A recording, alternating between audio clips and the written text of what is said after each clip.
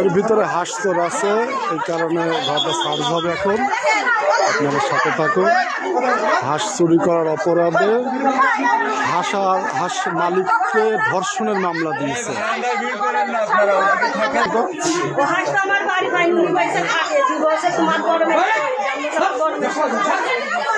আপনার নাম কি? আমার নাম মঞ্জু। দুই বছর শ্বশুর বাড়ি চাইতো মেয়েকে হাসপাতাল করতে আমি বলছি না আগে আমাদের বাড়ির সব মারপিটি করে ওনারা বলতে কারা? ওই ছলেমানের দুই সাইডে এই মহল্লাতে সবাই বলছে আপনি অনেক হাঁস চুরি দিয়েছেন। হাঁস চুরি করেছে আমার তো প্রমাণ থাকতো। অনেকে একটু ধরেছে, অনেকে টাকা ফেরত দিয়েছেন। না আমি টাকা দিইনি, এটা মিথ্যে কথা। হাঁসের প্রমাণ পেয়েছে, আমার দেখতে হবে, দেখতে হবে, তারপরে আমার ঘরে।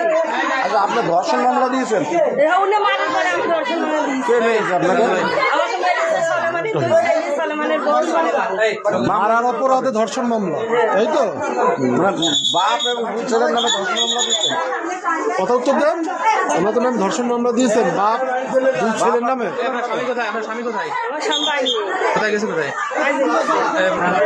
হাঁস চুরির অপরাধে হাঁস চোরদের নামে ধর্ষণ মামলা দিয়েছে মহিলারা।